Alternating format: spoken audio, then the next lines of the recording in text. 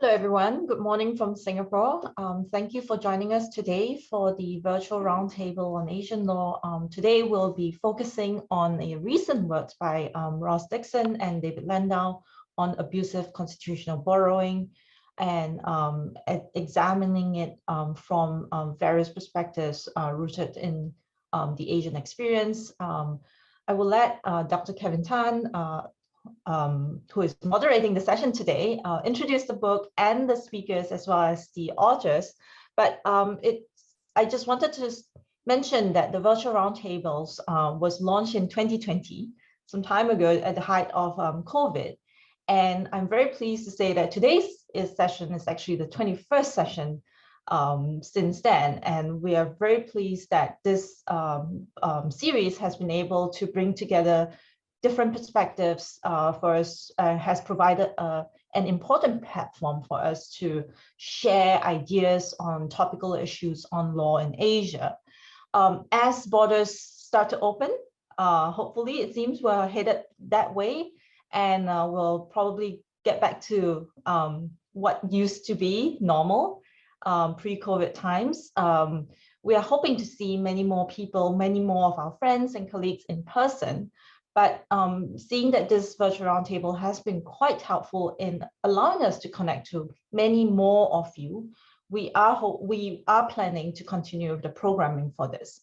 And we hope that all of you in attendance today, if you're not already on our mailing list, please do sign up after this so that we can continue to keep you informed on future events. So without further ado, I shall hand it over to Kevin, who will moderate today's session. Kevin. Thank you very much, Jaclyn. Welcome to everybody to this 21st version of Viral.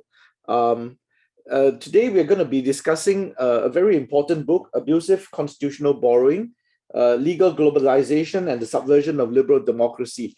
I was about to show you the cover of the book, but I will show you the inside front only because I took out the cover and left it at home, and so I showed you this. It would be a blank book, but this is a great book, a collaboration of collective work between Dixon and David Landau over the last 10 years or so that has culminated in this volume. But first, a matter of logistics and apology.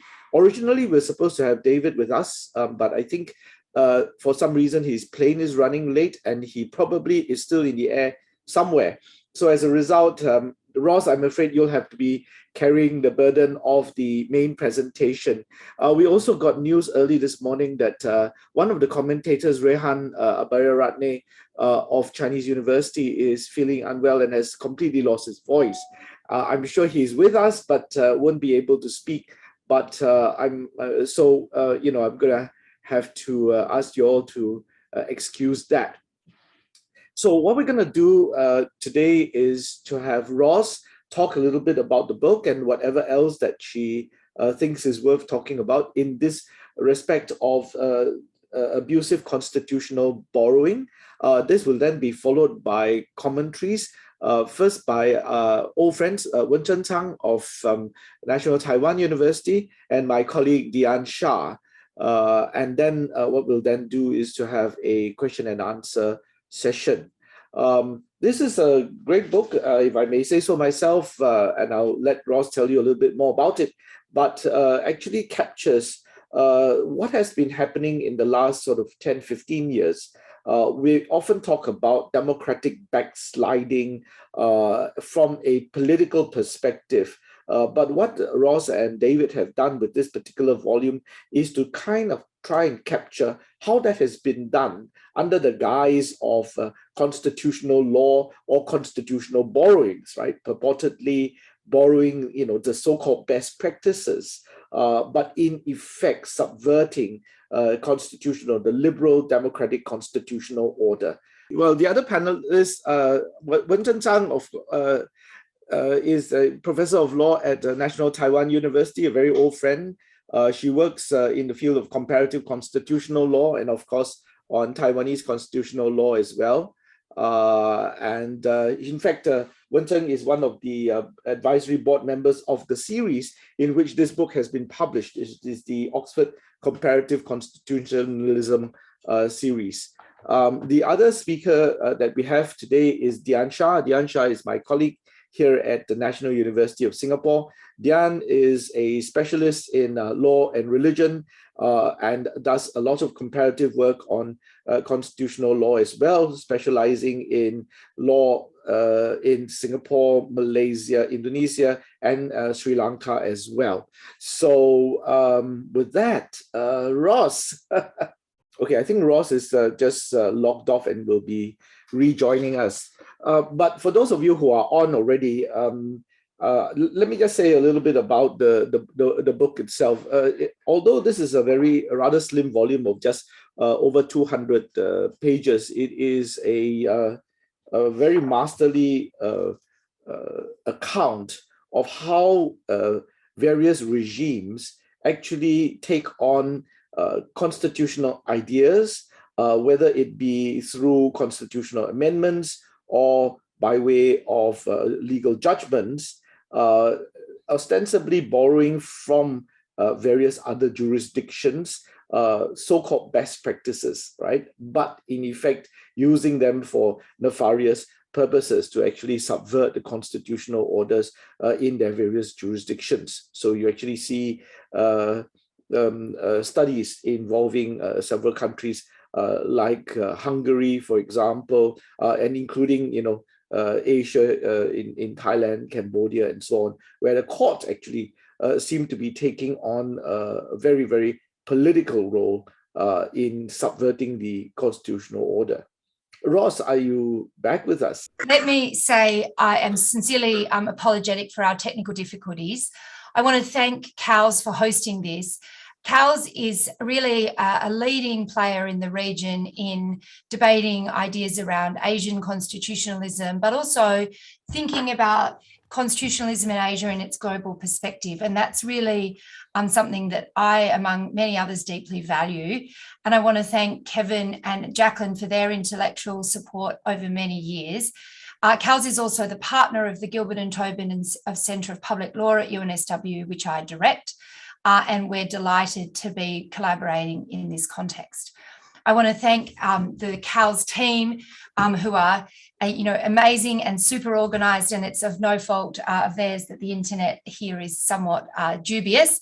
Thanks to Sugun, Ernie and Ben for organising. It's traditional in Australia, and I want to just take 1 minute to acknowledge that I'm joining virtually from Aboriginal land and pay respect to elders past, present and emerging. I'm on Bidjigal land and I pay respect to the custodians of that land. Dian and Wen-Chen are much valued and beloved colleagues, and I know how busy they both are, but especially you, Wen-Chen, who holds about as many roles as one woman could hold. And so the fact that you have found time amidst those many duties to join us and read the book is really hugely valuable and much appreciated. So this book is a book that has a more pessimistic tone than some of my work on comparative constitutionalism. I am a believer in liberal democracy, as is David, and I believe that comparative constitutional law and the kind of engagement we have as scholars and lawyers around the globe has made the world better in a range of ways. But this book tries to draw attention to what you might call the dark sides of our current globalized moment, and suggests that we are all aware of the threats to democracy around the world. Those threats have been growing in Eastern Europe since the election of Fidesz and then the Law and Justice Party. They're spreading to other parts of Eastern Europe. They've been on sharp display in Brazil and Venezuela.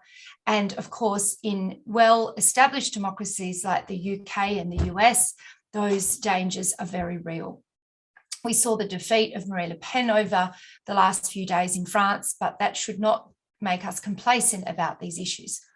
And in that context, we often think of law, and especially constitutional law, as the defense against these kinds of trends.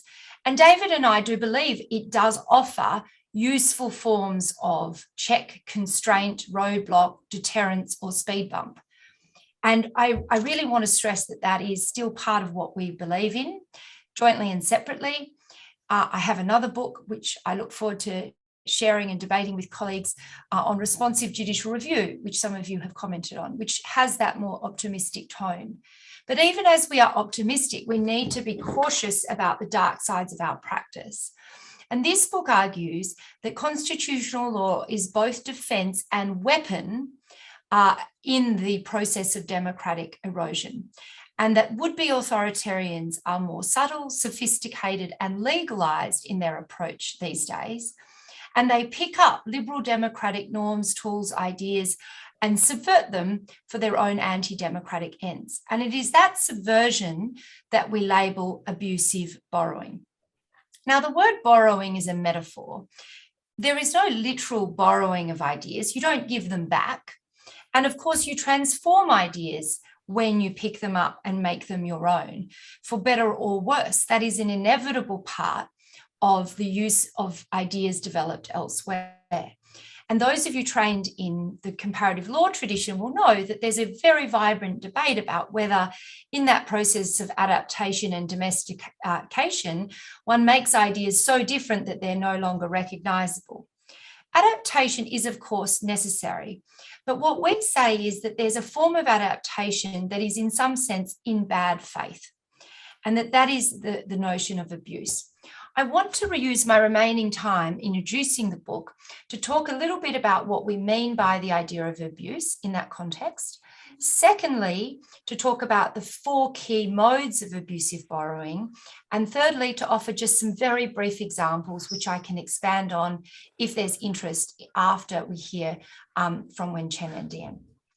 So on abuse, David famously wrote a 2013 article on abusive constitutionalism, which our joint work has picked up on and extended. And our core focus here is on the idea that certain actions have the tendency to erode even a relatively thin definition of democracy. And we are neither of us committed to a thin definition of democracy. We hold out for more ambitious, deliberative rights-based commitments and understandings. But we think it is useful to use a minimum core understanding of democracy as a shared reference point for what might be regarded as the greatest threats to democratic governance worldwide. That kind of minimum core understanding has the benefit of being based on an overlapping consensus among theorists of democracy who differ in their particular conception. It draws on overlapping practices among constitutional democracies worldwide, and it has the capacity to generate broader understandings that are shared about what counts as abuse and what doesn't. We also think the word abuse has a tendency to connote intentional misuse. Intent, however, is notoriously difficult to establish. And so often when we think about intent, we will be relying on circumstantial evidence or indirect evidence of effect.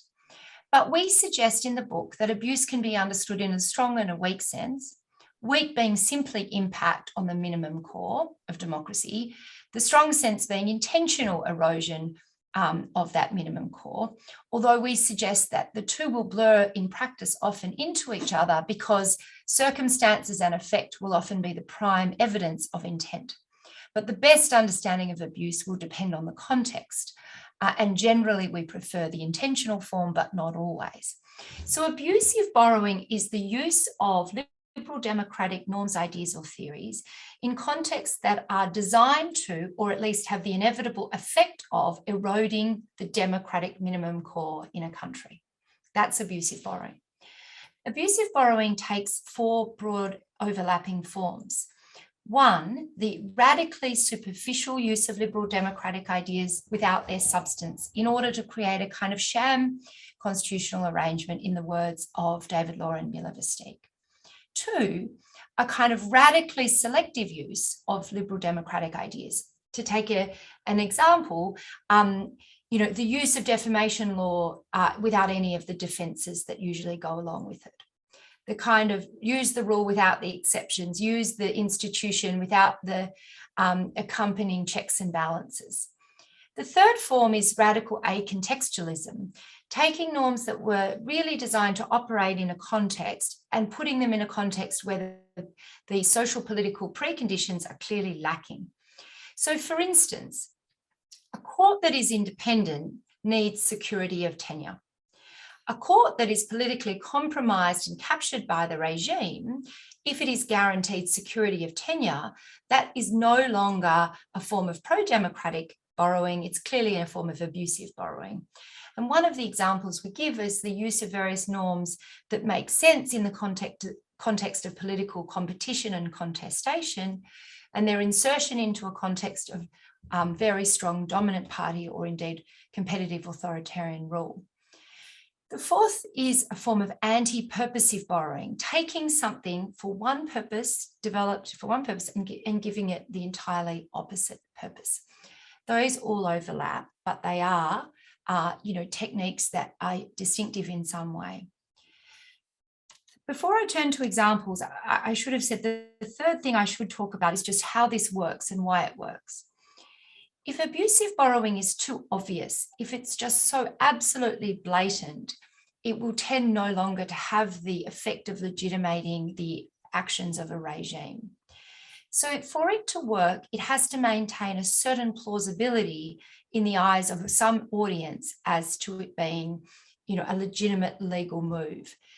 Often, however, abusive borrowing is targeted at a particular audience, some subsection of the domestic population or an international audience that is not particularly interested, willing, or a position to dig very deep on how sincere or how substantive the particular invocation of liberal democracy is.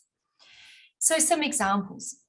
We suggest in the book that the most hallowed liberal democratic norms, rights, judicial review itself, the separation of powers that goes along with it, the unconstitutional amendment doctrine, doctrines of an unconstitutional state of affairs, all of them have been targeted. And indeed, people like Wen-Chen and Jaclyn, who've been leading debate in Asia on gender, will be interested in the case study on gender rights that we have on Rwanda, which I have written a very short blog post about recently on abusive feminism. All of these have been the target. There's one very short example from Singapore in the book that I want to mention, though, because I think it would be interesting to hear people's account of it. And I think that one of the things that's important to acknowledge is our examples seek to illustrate the dangers of the phenomenon and to try and do so in a way that is sensitive to context. But people who know a lot about a country and a context might well disagree with us about whether a particular example falls on the abusive or non-abusive side of the line. We've had that debate, interestingly, about Israel with colleagues. We cite work by Thai scholars, some of whom have been at CALS, including Eugenie Merriot, and their debate on one side, along with people like Kem Thong, and then on the other hand, people like Sarah Bishop at the ANU, who tend to see the Thai court as more or less good faith or abusive in its attempt to, on the one hand, check Thaksin, and on the other hand, defend the hegemonic position of the monarchy. So all examples are open to reasonable disagreement, and you may well disagree with our characterization of Singapore. But the point is that no example is a not dead example. It's always a matter of debate. And what we're trying to do is get people to be more aware of these problems, to call them out when they arise, and to be more willing to cast doubt on the legitimacy of certain forms of borrowing as part of our global community of practice and discourse. So the Singaporean example. We talk about Speaker's Corner in Singapore as a potentially abusive form of borrowing. And we say that in Cambodia, it's been much, much more blatant and worse. So Speaker's Corner was a norm developed in Hyde Park in London as a kind of safety valve for the most crazy form of political talk. You can get up on a soapbox in Hyde Park, London, and say pretty much anything, sensible or not so sensible. And it's developed as a tradition where people celebrate free speech, including political speech, of a fairly, shall we say, unmoderated or unrefined kind. Singapore adopted a Speaker's Corner. And the question we raise is, was that good faith or was it abusive? Here are the signs it might have been abusive. Speaker's Corner in Singapore was put pretty close to the police station in a really hot part of Singapore. Not that anywhere is cool except indoors with aircon, but it was a particularly unhospitable location, both politically and environmentally. And it was used as a justification for limiting speech elsewhere. And in that context, it may well have been good faith attempts to balance competing conceptions of Singaporean constitutionalism, or it may have been an attempt to shut down speech under the guise of allowing it. All of these examples are up for debate. The point to make is that the use of liberal democratic discourse may serve liberal democratic ends, but it may serve not just to do nothing, but to actively legitimate anti-democratic moves. I think the seriousness of this kind of inversion cannot be underscored at the present time. If you look at Vladimir Putin and the way he speaks, he is engaging in classic abusive borrowing. He invokes anti-genocide norms, which have clear liberal underpinnings in our international order, in order to justify a genocide. He has taken what has become a human rights, humanitarian law discourse and used it to say, my illegal invasion of the Ukraine is based on a liberal cosmopolitan ideal, abusive. Then, when the international community has attempted to sanction him personally and through various forms of sanctions imposed on the state, he has invoked cancel culture as a kind of liberal idea about proportionate punishment and suggested that he is being targeted by cancel culture, when the sanctions imposed against him are more than proportionate given the wrongdoing he's engaging in. So we are living, I believe, in a time where abusive borrowing is rife, not just in pockets of, Rwandan discourse, but everywhere in our political discourse, and in some contexts at the highest and most significant levels. And we're sort of attuned to it, but not fully. And part of the call of the book is to start getting more fully attuned in ways that can allow us as scholars to do what we can to resist it. David really was regretful that he's not able to present it, but I'm sure that in this so much he would agree, and I very much look forward to hearing from our commentators before we engage in a back and forth and some Q&A. So thank you very much, Kevin, and apologies again for the technical glitches.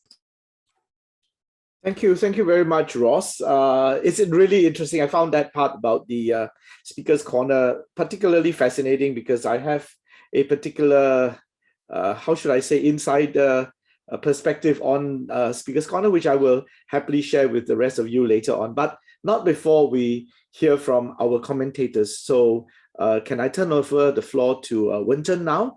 And you can, the floor is yours.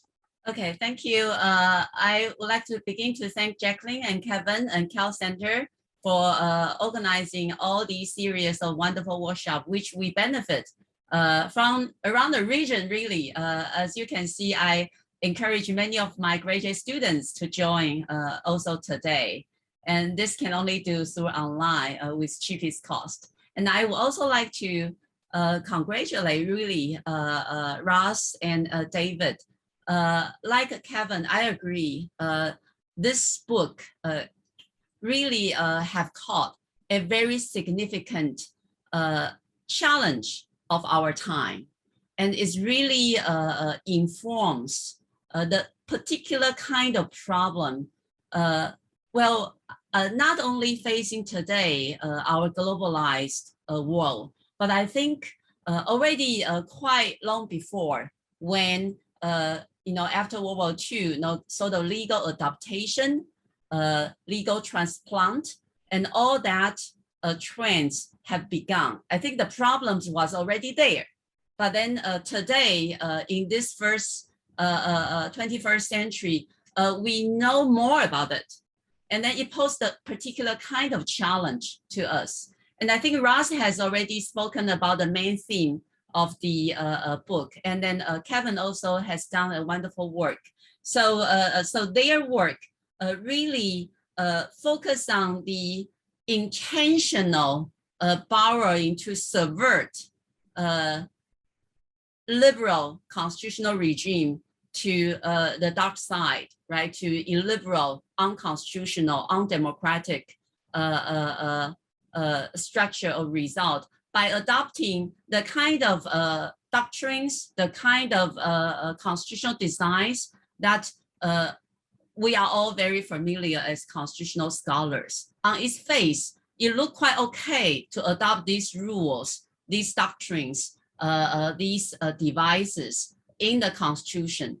But in consequence, as Ross and Davis repeat several times, showing the dark side, right? And I definitely agree, and I think the book rightly captured, diagnosed this problem in borrowing, in constitutional,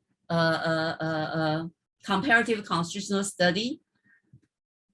But I think this problem has been linked more in a very deep way of our legal studies, of how legal studies, how comparative constitutional law studies are conducted, are structured. And it perhaps also captures a more, a deeper problems of law. So I want to reflect on this with two fronts. So one is concerns with the power and limits of constitutional and legal doctrines. And the other is the diagnosis or the challenge posed by abusive constitutional borrowing, also pose equally daunting challenges to context-specific comparative constitutional law studies. One key trend in constitutional, comparative constitutional law. So I want to elaborate these two by using some of the Taiwanese examples. So first, the power and limits of constitutional or legal doctrine. I think for the past 2 decades or 3 decades, the most powerful constitutional doctrine is really a principle of proportionality. But we all know, right, the concept of principle of proportionality, right? The space this principle of proportionality can provide for courts, for judges, is quite broad, right?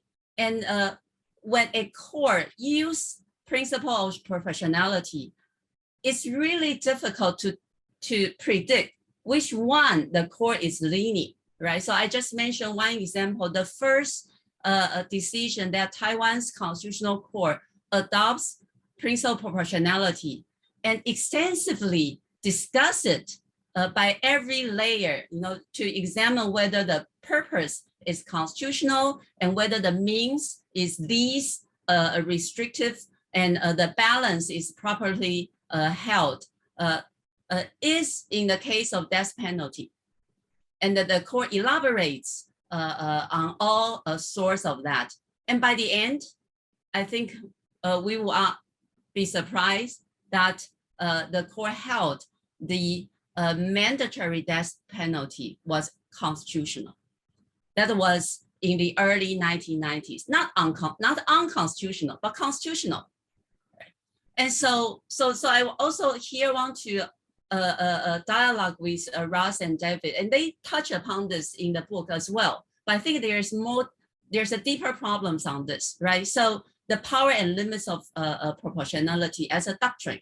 At the time when Taiwanese constitutional court held death penalty and mandatory death penalty as constitutional, say that's time one, right? Are we going to say that's the abuse constitutional borrowing of proportionality? Maybe yes, maybe not, right? And following that, the court has used proportionality various occasions and then all to sanction the law rather than to critically, invalidating the law. And until in the circumstances where the court sees fit, then the proportionality becomes a tool for them to say, well, and then you can see also in the same-sex marriage decision, then the court used proportionality to challenge the law.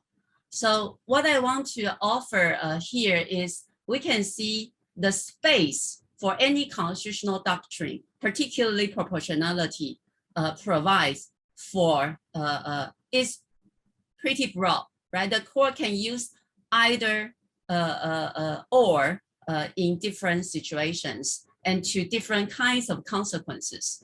And then we will have to rely on very context-specific dynamics to judge whether at time one, the court is abusive in using it, or at time two, the court is abusive in using it, right? So at time one, when Taiwan's democracy is still in its infancy, we probably wouldn't say the court has been quite abusive in adopting proportionality to sanction mandatory death penalty. But probably now at time two, when we have a quite mature democracy and quite mature constitutional law community, then we probably would say if there's any such case rendered down now, we will say, well, that's probably close to abuse. So I want to use this example and offer my dialogue with Ross and David, whether the kind of temporal perspective, right? The consideration of time and then the context specific would anyway in your mind, and how that pose the kind of particular challenge to our scholarly community's understanding of doctrine.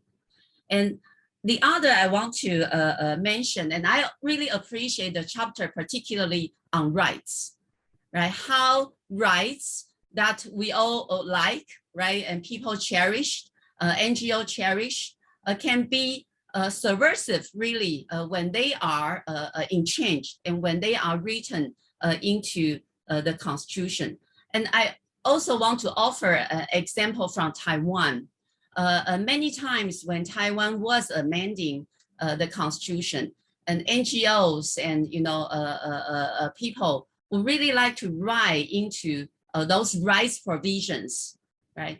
And I really encourage everybody to read into Ross and David's chapter on rights, and then see how the rights really in change in Constitution can be later on quite subversive, right? Quite abusively used by different actors, and sometimes by court, right? And because courts will have the final authority of interpretation on those rights, on the contents, on the limits, on the situations. So I also want to offer an example from Taiwan, a colleague we all know, very dear, Professor Junrong Ye, who was the authority of environmental law and constitutional law in Taiwan. And when we had the first constitutional law making conference, well, he actually opposed writing the environmental right provision into the Constitution.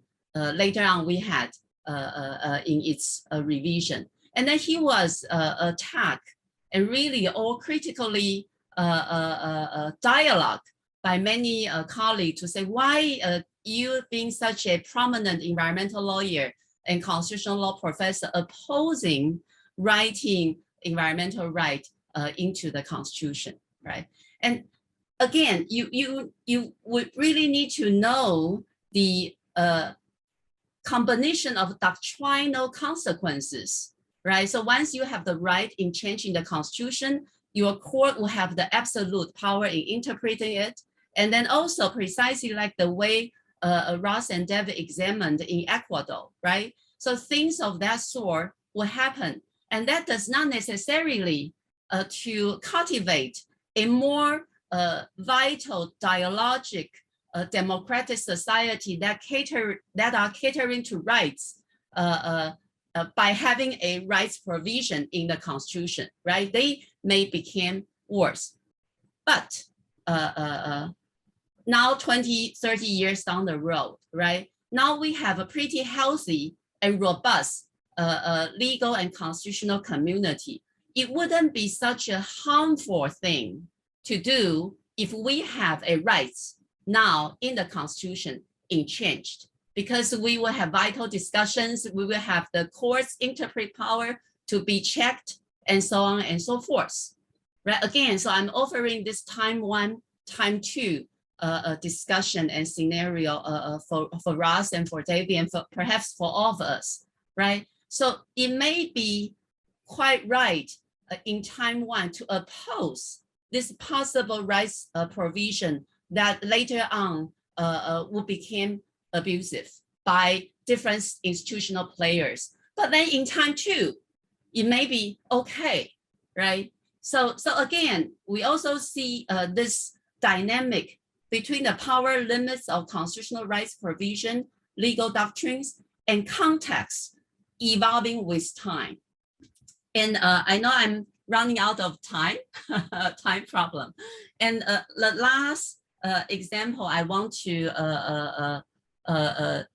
discuss, and this is already also some sort of covered by Ross and David's chapter. And Ross also mentioned this context specific or context tailored methodologies in comparative constitutional law.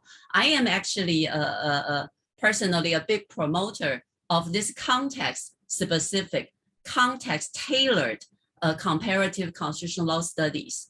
But then having read Ross' book and having had all these troubles I mentioned earlier in Taiwanese context, I now feel myself run into problems of adopting my comparative constitutional law methodology with this context specific or context tailored approaches. Because as Ross said, right, as your book, I definitely would imagine that your book would receive quite different comments precisely from those context specific scholars, right? Because one borrowing that can be seen as abusive, catering to certain contexts would actually quite not abusive in other contexts. Like one example from Taiwan, Ross earlier also wrote about it, the Taiwanese unconstitutional constitutional amendment decision, right? So that borrowing, right, was quite welcomed within Taiwan's constitutional community to stop the sort of abusive power exercised by our constitutional assembly to write the political deals into the amendments. But it became, from the other point of view, the abusive by the courts, so that they will have the final, and you do see that now in Taiwan, right? So the hands of amending the constitution are tied by this very unconstitutional constitutional doctrine, when we now have a pretty healthy, vital democracy, right? And so that again actually pose challenges to comparative constitutional communities that we would confront very difficult and different justifications for any decisions and any doctrines from all walks of scholars that have very different understandings of the context, right? So not only we would be debating about the doctrines, about the decisions, but we will also have to be debating about which context really are now we are in, and that have to be taken into consideration in order to make our best judgment on those, right? I have some more things about Ross and David's solutions. I also primarily in line with both of you in the three possible solutions, but I will reserve that later if we have time. Thank you. Thanks very much, Wen-Chen. Dian, your comments, please. Thank you, Kevin, and thank you, Kels, for giving me the opportunity to discuss this book. Now, as academics and authors, we often think about writing a book that we like to read. Certainly, this is a book that I love to read, and well, this is also a book that I'd love to write. And while I'm working on my own monograph, I just want to thank David and Ross for the inspiration, and certainly this book has given me a lot to think about and aspire to, so congratulations for that. For my part in this session, I'd like to highlight several significant themes of this book in relation to the study of Asian constitutionalism, constitutional change, and democratic change, and then consider through additional case studies in Southeast Asia and South Asia, the significance of this phenomenon in this region. And finally, drawing on my ongoing work, I'll briefly consider why we see abusive constitutional borrowing in Asia, or more broadly, why the project of democratization is now facing difficulties, particularly in South Asia and Southeast Asia. And what I meant by difficulties is this. Various countries have undergone significant political change over the past couple of decades. Significant because the change was thought to take them out of authoritarianism or thought to spur democratization. But yet that change has also been accompanied by challenges or assaults to democratic constitutional commitments. And there has been abundant evidence on this and ongoing patterns of this in countries like Indonesia, Nepal, Myanmar, Sri Lanka, and Malaysia. I'll return to specific examples in a moment. But I first want to highlight the significance of this book in thinking about legal or constitutional transplants, in particular, the borrowing of legal and constitutional rules and institutions associated with liberal democracies. Borrowing and adaptation are, as Ross and David highlighted in their book, they're a central aspect of constitutional and political reform projects in this region as well. And there is a lot of evidence of that, whether in formal or informal constitutional change.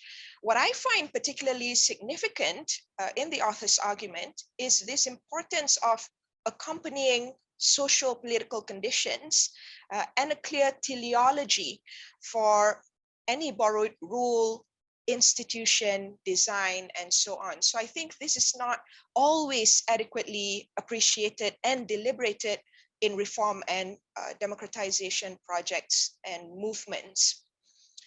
The second point is on the notion of abuse and the legal and constitutional weapons for abuse. Now, my understanding is that what makes something abusive is that it carries with it some kind of purposeful anti-democratic intention or effect. And this is very important in two respects.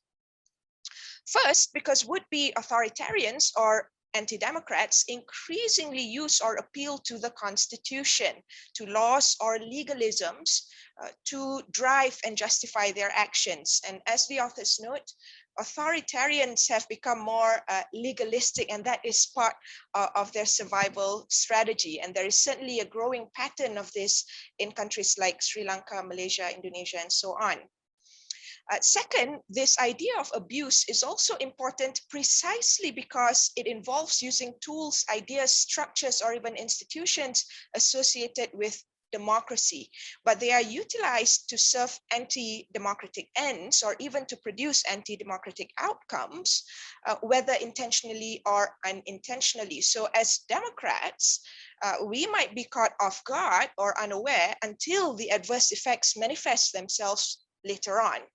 So I want to highlight here an example from Malaysia, and this case study has some bearing on the issue of transplants and the teleology accompanying transplants.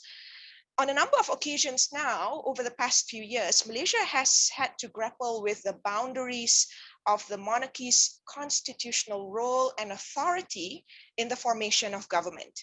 Now, the Constitution states that the king shall appoint a prime minister who is likely to command confidence of a majority of MPs in parliament. This provision reflects rules of Westminster democratic governance couched in limits on power through political enforcement of constitutional limits. But what evidence should the king rely on to make that determination? Under Westminster conventions, as a matter of confidence would be settled on the floor of the House. But the practice, which has now found judicial approval, is that the king could rely on other means of determining confidence, including closed-door interviews with MPs and party leaders. Now, on the surface, it would seem that there's no problem with this. The king follows the letter of the Constitution. But appointing a government without clear parliamentary confidence poses, in my view, at least three problems for democracy. The first is a situation where a party which has been rejected during the elections is now in power. The second is that the monarchy is pulled into day-to-day political battles and controversy, which could undermine its constitutional role and checks and balances function. And third, it leads to a state of political uncertainty, which could undermine public confidence in the legitimacy and functioning of democratic processes and institutions. Now, in all this, however, it is difficult to establish a clear anti-democratic intent. It is also difficult to say, at least at this point in time, whether this has significant anti-democratic effects. But if practices continue in this direction with respect to the role of the monarchy, regardless of intent, I suspect that it could have such effects, because it could really alter the balance of power between different political institutions and the integrity of the country's constitutional democracy. Now, at the same time, coming back to my point earlier about how people might get caught unawares, there is this degree of public support for the role that the monarchy is playing, in part because of this sense of fatigue with and distrust of ordinary political processes. So this brings me to my question, which I think has sort of been partly addressed earlier. Does intent or effect, or clear effect, always matter for the purposes of abusive constitutional borrowing? We can't always establish true intent or purpose, and the effects of a particular action might not manifest until much later. So if something could, but not yet have, an anti-democratic effect, could that amount to or do we imagine that that could amount to abusive constitutional borrowing? In short, is could enough? Finally, the third significance of this book, in my opinion, rests in this theme of unintended consequences, which is something that I've also paid special attention to in my own work. Now, in the book, the authors highlighted the unintended consequences of the diffusion of liberal democratic constitutional designs, norms, and ideas. Their tone for me is cautionary and, at least in my opinion, rightly so.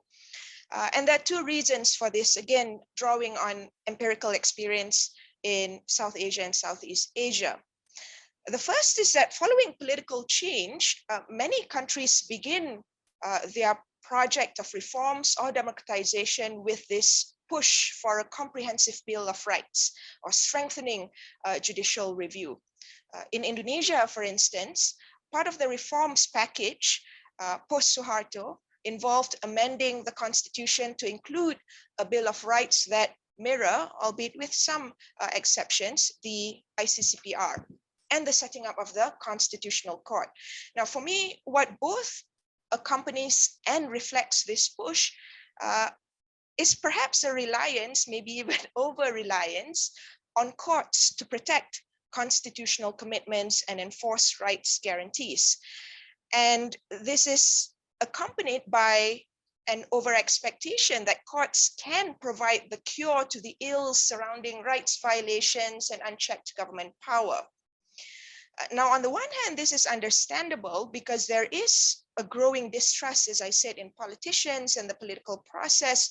Courts are seen as the last bastion for the protection of democracy.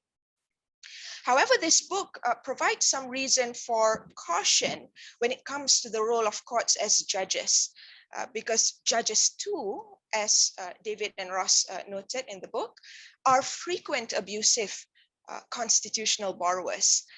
And in addition, particularly in countries that are deeply divided across ethnic and religious lines, I think we can reasonably expect that judges do not wear blinkers, that they are aware of and even perhaps shaped by the social and political conditions and undercurrents that they find themselves in. The second reason for paying attention to unintended consequences and the caution raised in this book goes to the issues of design and process. Now, this means that in thinking about or approaching any reform, change, or amendment initiative, practitioners and supporters of constitutional democracy or liberal democracy ought to be especially aware of the process that they adopt and who is involved in that process, and also to pay careful attention to whether different aspects of constitutional design could provide explicitly or implicitly opportunities for future or would-be authoritarians to abuse constitutional commitments and subvert the democratic order at a later time. I want to offer another example from Indonesia here on the issue of religious freedom. Now, when the Bill of Rights was introduced through the second constitutional amendment, it included the guarantee of religious freedom. And as I said earlier, that provision is almost identical to the religious freedom provision in the ICCPR. But there was one exception that was incorporated as part of the constitutional bargain, limitations on rights on the basis of religious values. I've written elsewhere on the circumstances that led to this bargain, and in this respect, the authors in this book recognize that borrowing reflects or could reflect bargains in the process of constitutional change. Now, to be sure, this is not a direct example of abusive borrowing, at least I don't think so. But subsequently, we have seen how rights or the idea of religious freedom plus this limitation on religious values have been appropriated to persecute minority Muslims on the grounds of blasphemy. So the broader point here is that the notions of rights, of protection of religious freedom and limitations on rights have been utilized in ways to protect majoritarian sensitivities and interests, often carefully packaged as protection of public order rather than to protect vulnerable and marginalized groups. I guess this example also speaks to Wen-Chen's thoughts earlier about time and context. So I think there is enough to demonstrate this phenomenon of abusive constitutional borrowing in Asia. And I do think that this has contributed to the erosion of democratic constitutional commitments and integrity that some countries are experiencing today. And fundamentally, this has meant the weakening of limits on power, whether through rights protection or institutional checks and balances. There are two further points here that I've been thinking about in trying to map the pathways and patterns of this erosion. The first is that different forms of abusive constitutional borrowing, different techniques, could take more or lesser significance depending on context. The second is that abusive constitutional borrowing is one of a multiplicity of mechanisms at play, but it could well be the most dangerous for some of the reasons that I have raised earlier. So consider, for example, efforts to challenge presidential term limits, which suggests attempts at undermining checks on the presidency and aggrandizing the executive. And this happened in Sri Lanka in 2018. And recent reports suggest that this is in the works in Indonesia, essentially to allow the current president to secure a third term in office. Now, in the Sri Lankan case, the then president argued that, he was elected before the 19th Amendment, which introduced a 5-year term limit, and therefore to apply that term limit to him now would infringe people's sovereignty and democratic franchise, according to him at least. But there was a broader set of factors surrounding the president's challenge, and they essentially had to do with the preservation of his political power and authority. So here, an instance of abusive constitutional borrowing, the one that failed in the end because the court was having none of it in Sri Lanka. But at the same time, this could also be seen as sort of this blatant disregard of constitutional commitments on presidential term limits. But in any case, this just highlights the range of tools that are available now to authoritarians to subvert the constitutional order. To wrap up my comments, going forward in thinking about abusive constitutional borrowing, specifically the erosion of democratic constitutional commitments more generally, I think it's also important to think about two things. First is, why is this happening? And in thinking about this, we could also help to think about further strategies to abuse proof, as Ross and David highlighted in their book. The experience in South Asia and Southeast Asia show that political actors, not just would-be authoritarians, but those who recently lost power, they are keen to ensure their survival in some form and preserve their interests. So abuse or assault against the constitutional order could also reflect this power conflicts between and within different political institutions. They could also emerge because new forms of governance or obedience to the rules of the game have yet to take hold and materialize, and political actors, even within democratic institutions and rules in place, could fall back to their old habits of governance. And finally, again, for future works, I think it would be fascinating to analyze the responses against this phenomenon of abuse, whether abusive constitutionalism, abusive constitutional change, or constitutional borrowing, or some combination of the three. So I'll end there, and I look forward to more discussion in the next half an hour. Thank you very much, Dian. Before I turn the floor over to Ross again for very quick responses to what the commentators have stated, I want to remind all of you who have joined us that for questions that you hope to pose to Ross or to the commentators, please use the Q&A function in Zoom. I'm watching out for questions and I'll take them as they come in. But for now, Ross, you have the floor, and quick responses maybe. Thanks, Kevin. Can you hear me? Yeah. I'm keen to make sure we leave time to hear about your role in Speaker's Corner, so I will try and be brief. Thank you, Wen-Chen and Dian, for such insightful and generous comments. I think the richness of your comments does show at the very least that the phenomenon we are identifying is relevant in Asia, and a very complex one that requires acknowledgement of the nuances, but that is really worth engaging with in our own terms in each of the jurisdictions that we're interested in.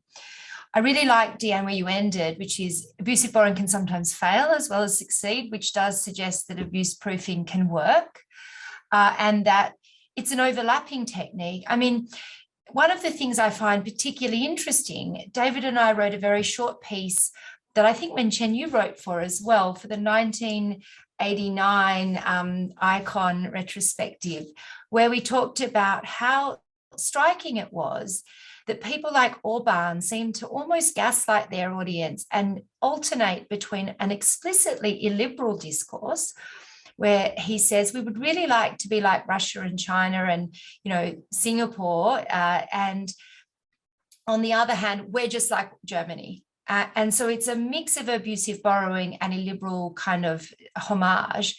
in a way that is very interesting. And I think, Dian, to your point, all of this is a sort of overlapping set of practices. And what's interesting is that people sort of seem to be able to tolerate that incoherence.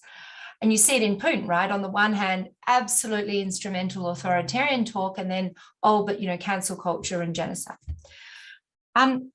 There's 4 brief things to touch on that go beyond that very welcome sort of framing that Dian added. The issue of time that both Wen-Chen and Dian, but especially Wen-Chen, raised. 2 of targets, 3 of ambiguity and close relatives, and 4 of our design and response to it. The first on time, I really like, Wen-Chen, how you highlight the following problem of time, which is something can be abusive at time 1, but be recaptured, reinterpreted, and made a tool for progressive change at time 2. And conversely, it could be actually progressive at time 1 and reinterpreted and subverted to be abusive at time 2. I mean, constitutions are meant to endure for ages to come, and it's never over. So the good is never, a guarantee, and the bad is never the end of the story. And we do acknowledge that, but I think you're right to highlight it. But equally, to quote another non-Chief Justice of the United States, but rather John Maynard Keynes, in the long run, we are all dead. We care about the now as people who are living under these regimes.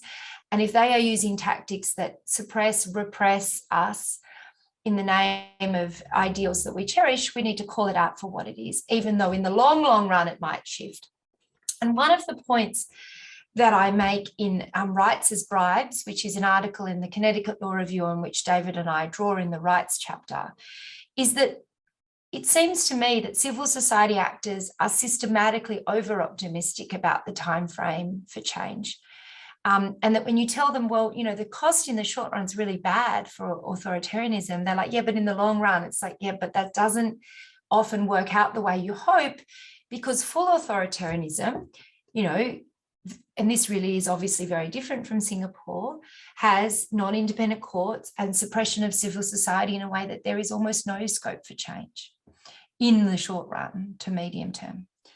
So I think time is important, but needs to be acknowledge that people are systematically over-optimistic about that shift. The second is, I just want to highlight that Wen-Chen and Dian have mentioned a number of targets, which I think are really important. So targets of abusive borrowing can include the monarchy, religious freedom and accommodation models, and environmental rights, as well as gender rights. And the example of Ecuador is one of the ones I find most powerful and most sobering. And the mere fact that we like something doesn't mean we should be uncritical of its adoption. And that's kind of what this trades on. It's like, I wish it was so that, that Correa really meant it. He didn't mean it. And he used it to, add to his own power and remove checks and balances on the presidency. So I think your colleague's skepticism was right and needs to be defended and praised as part of a response to this. That's not to say environmental rights have no place. They're a wonderfully important place, but not an uncritical adoption of them at the price of the structural checks and balances that would be likely to lead to their realisation. Point 3, do think that abusive borrowing has a number of close relatives. One is a kind of illiberal move that many of us might have reason to critique, but which is separate from abusive borrowing. So the death penalty is something that I find deeply troubling and is illiberal, but it is not abusive in the relevant sense of eroding the democratic minimum core. And I do think it is important to note that not everything we dislike can be, put into this bucket, because as I said at the very outset, it's a bucket designed to be relatively tight in order to generate enough consensus across countries and the political spectrum. And as you note, Dian, sometimes political bargains will be imperfect compromises, things we wouldn't, but that again doesn't make it abusive. If you get more out of it than you lose, maybe it's pro-democratic or pro-liberal, but even if it is, not as good as we would like. And I suggest in Rights as Bribes that, again, you have to be really careful what you're bargaining. If you're trading rights for structure and structural erosion, you're probably losing, because the structure really drives what the rights mean. But if in the religious accommodation context, maybe the bargain is good faith and not abusive. And there's a bunch of examples at the outset of the book where we say things that might be anti-democratic in the short run might not always be abusive. And it is important to acknowledge that. And especially things might be illiberal, but not abusive in the sense that we mean. Although the Putin example really presses on the fact that we're now seeing the abuse of liberalism in a way that really is dangerous in a new and different way. So the fourth thing is just to say on the abuse proofing front, that is something we gesture out and sketch in the book. It's something we're going to keep writing about. And we have plans to say more about. But in doing so, the point about timing that you raised, I think that really Malaysia speaks to, Dian, and elsewhere, which is even people who are on the out always want to believe that they can come back. And, we have an article that we really just briefly mentioned in the book, but we've thought about as part of the broader agenda on abuse proofing about what we call constitutional endgames. And we say in that article that if political types can never come back, well, then they've got no incentive to play by the rules. And so one needs to bear that in mind in institutional design. So there's more to say, but I would love to hear from our audience, and particularly from you, Kevin, about the genealogy of Speaker's Corner. Thank you all so very much. Thank you very much, Ross. Actually, as I was reading your book, I kept wondering, if one wanted to turn this into a really like a populist kind of a novel, it could well be entitled "How to Do Bad Things with Good Law." Actually, right? Well, actually, Kevin, we're thinking of writing a management bestseller and retiring really rich called "How to Manage Like a Dictator." Right? It's right. It's going to be a sort of management style book about how to capture authoritarian tactics for your business and succeed. Anyway, it's really interesting. I wanted to just pick up the thing you said about the Speaker's Corner, which I found rather interesting because you looked at it from a particular perspective. But I have a slightly different perspective on the Speaker's Corner in relation to Singapore. So, for those of us who are not from Singapore, I'll just say a little bit about this. I came to this in a way because I'm a kind of an insider, being putting on my civil society hat at that point. Now, the whole idea of the Speaker's Corner came about in the late 1990s. Now, I used to head up a small group called the Round Table, which actually incidentally became one of the very first distinctly political discussion groups that was registered in Singapore. So prior to the time, and this was testing the boundaries, people didn't think that political discussion groups could be registered as societies. We tried. After a year, we got ourselves registered alongside, two others. So actually, we're members of that society. I used to be the president of this society, and in fact, this whole thing came about during the time that I was president.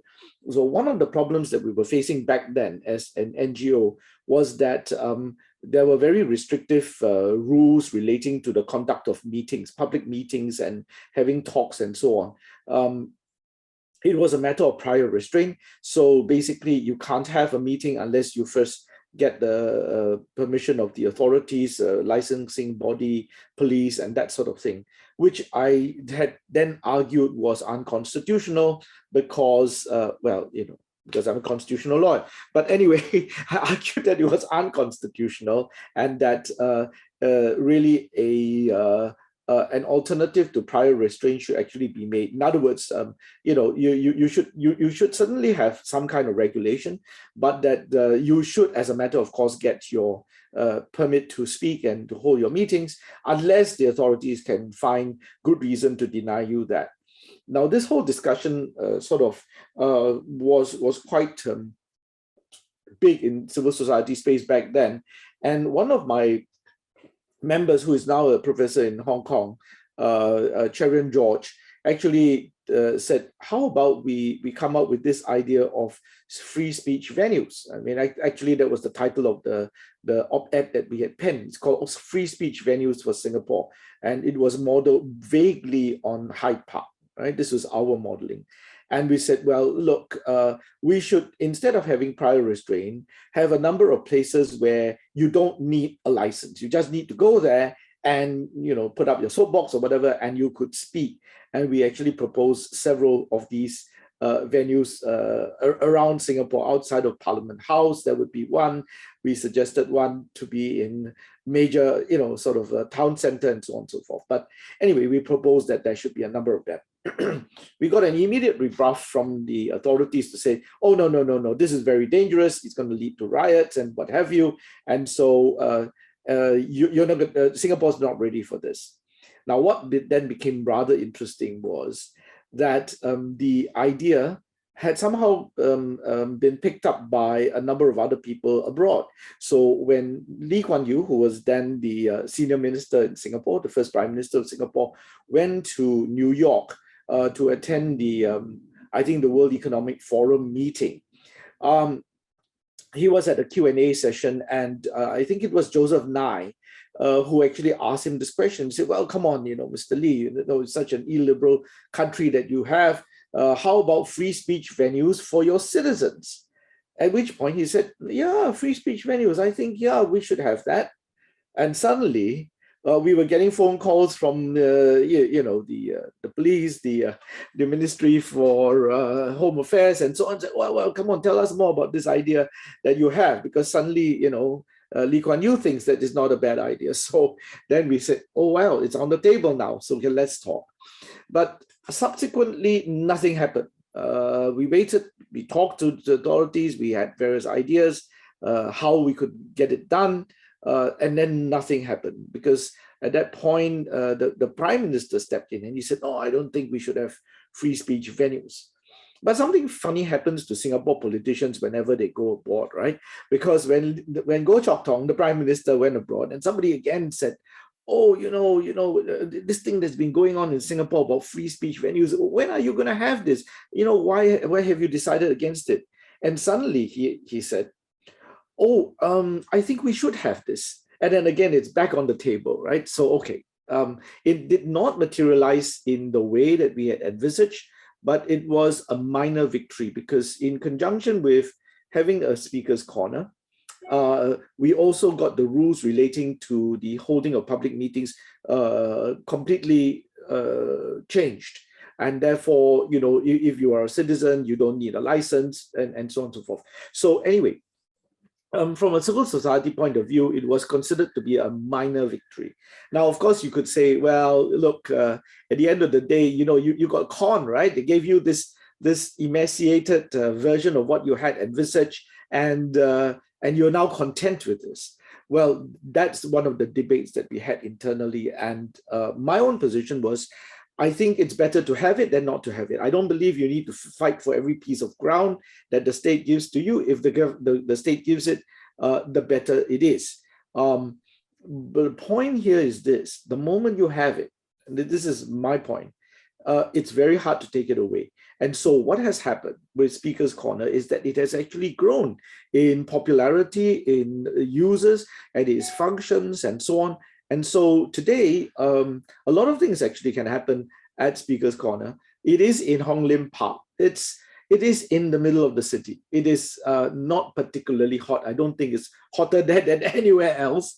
It's very conveniently located, or at least it's a park, and there is a police post that's, I would say, conveniently located there. But actually, there's very little that the police do. All you do is actually, it's very convenient, because you just go there and you need to register.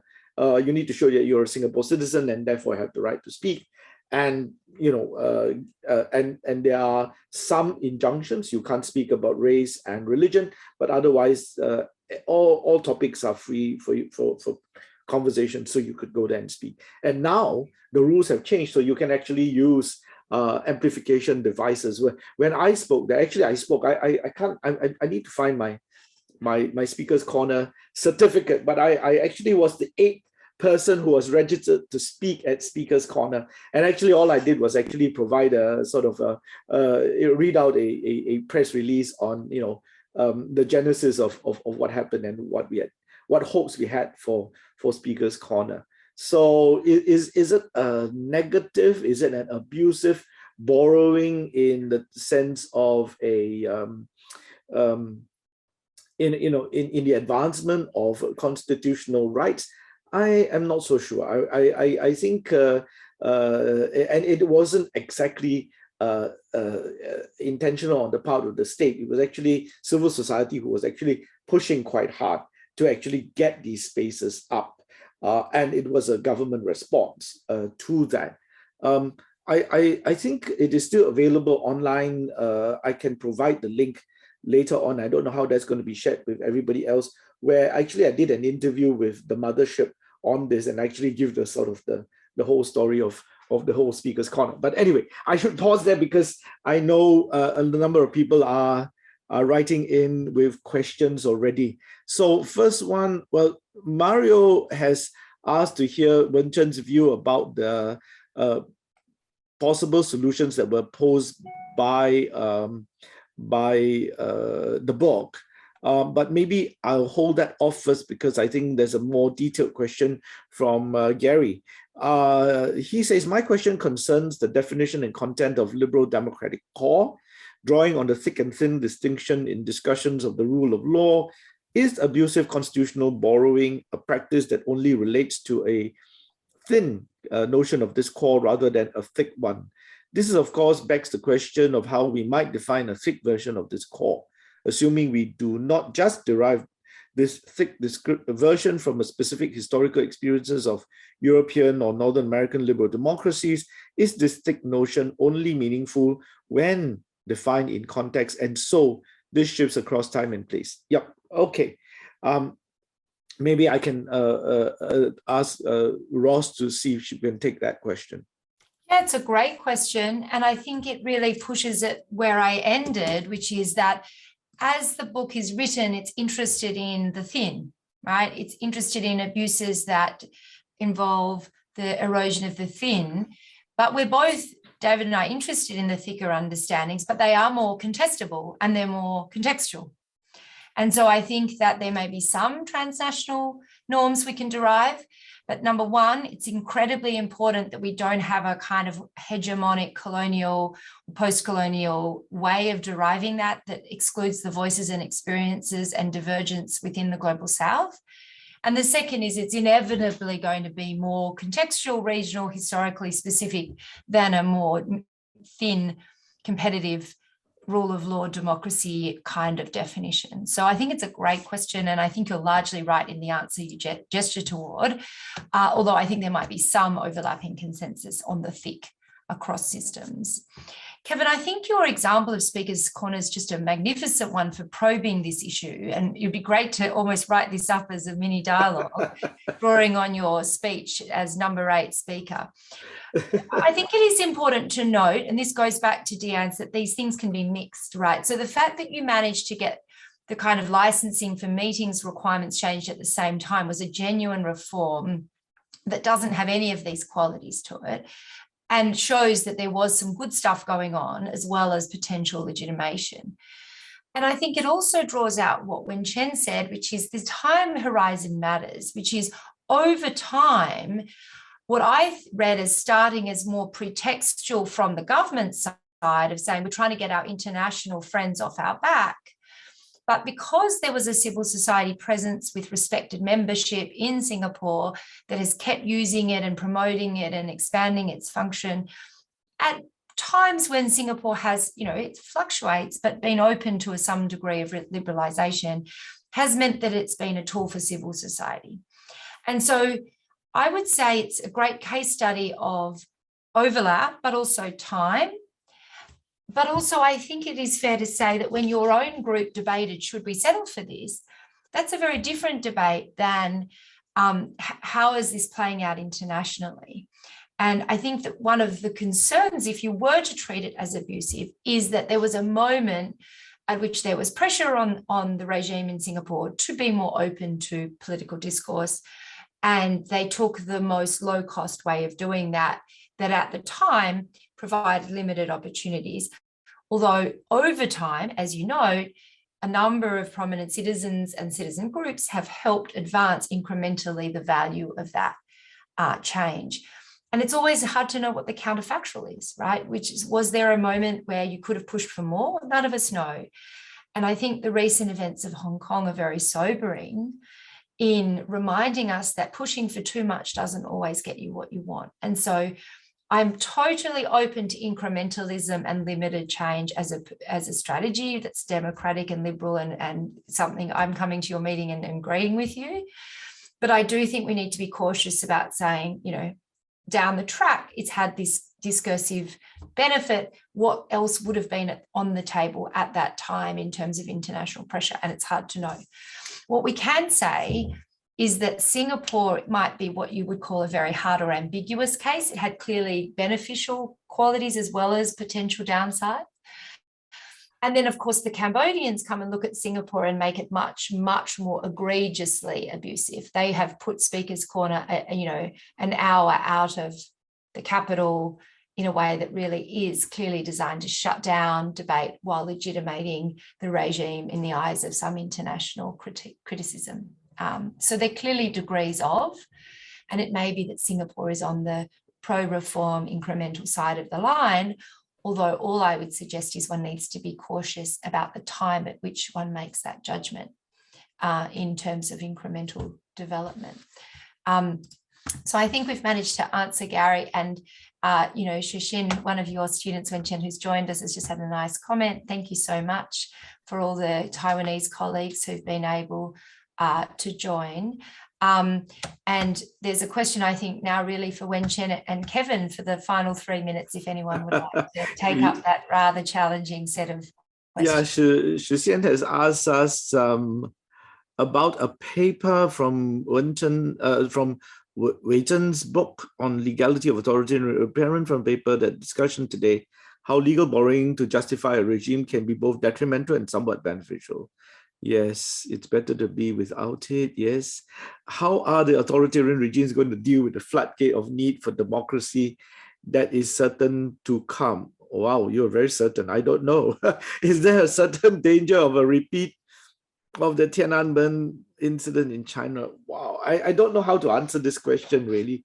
I think it all has to be contextualized, right? I think when we look at how things develop, there is always the danger that your liberalizing tendencies, your civil society, your courts, and everybody may be doing things which inadvertently legitimize a more sort of a despotic, authoritarian turn of mind or of politics. There is always that, but you can't always be thinking. I don't know. I myself wouldn't be, if I were a civil society actor, and I have been, I wouldn't be thinking that long term. I really need to think about how I can make the changes right now, rather than worry about, oh, maybe this is a legitimating thing and so on. Judgment call, I'm afraid. I'm not sure I could give you a clear answer to that. Wen-Chen, thoughts? Okay, so so a lot of to chew, right? But I just want to point two things. So I certainly understand and agree Ross and David's take on focusing intentional abuse of constitutional borrowing in the rising illiberal authoritarian context, right? So I agree that.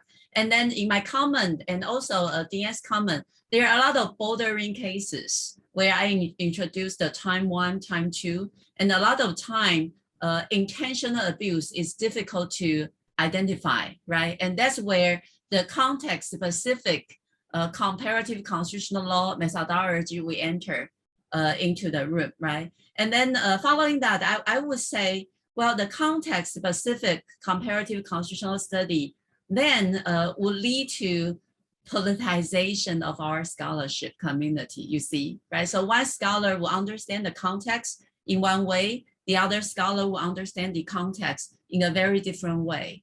And so there a natural tendency of politicization even within our scholars' world. I think that would be the problem.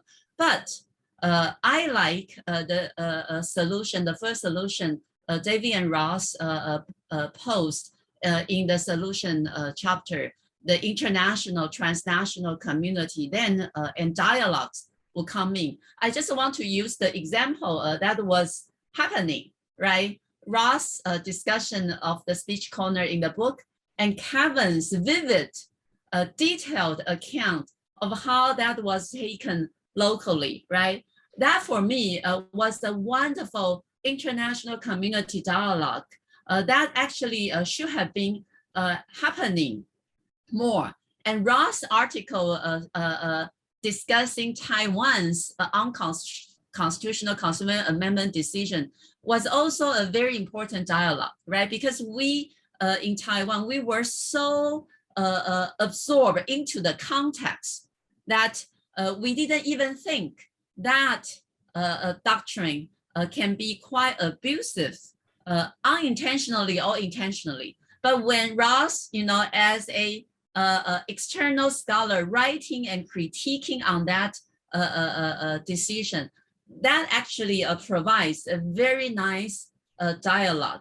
But that effort probably cannot really prevent anything bad from happening now. But I think together there is a force underlying that kind of a more international domestic dialogue and debating on context. In other words, I agree with Ross in other contexts when you write on abusive feminism, is that we all need to be more robust and not afraid of as a external examiner to any local context to debate about that. So I see Ross like, as someone coming from outside, but very courageously in debating on what's going on in Singapore, or me as an outsider, very courageously discussing what's going on in Korea. I think that actually together having a force of countering into that. So my solution, if I may add one thing to your last chapter, is that context specific may politicize our international, transnational, comparative constitutional community, but we should not be afraid of doing that. That's actually my following solution to that. Actually, that will actually be beneficial to countering that bordering cases and possible solutions. I just want to end there. There are more things to chew, but we have time, right? We have at least time too. I want to say one final thing, if I may, Kevin. I think that what Wen-Chen says is really right. And, it calls upon us to do something that's really tricky, which is to identify cases where it is ambiguous, right? And to have both humility about what we don't know and a willingness to ask questions and to push across national boundaries. And that's the value and beauty of our community, but it's a challenge. And, I'm always minded of Adam Smith's injunction of the value of the impartial observer who's outside asking those questions. But it is difficult because colonialism was such a force for evil and bad that any time we ask those questions in ways that are from an outsider position, we worry about being an imperialist. But the bad guys exploit that hesitancy to their own advantage. They say, we know that, good liberal Democrats won't want to be imperialist if they're self-conscious about it. And so leave us to use things in an unquestioned way, or people who are in good faith, not aware of the broader repercussions, may engineer doctrines which at times too are easy to pick up and abuse. And I do think you're right, Wen-Chen, but it requires from us both boldness and humility, and for the students to strive for that as part of your professional orientation. And it's hard. One of the things I've recently been involved on that has made me really think about this was the BBI decision in Kenya, which was about the unconstitutional amendment doctrine, where a number of us wrote amicus briefs, which were both welcomed by Kenyan lawyers and criticised as colonial.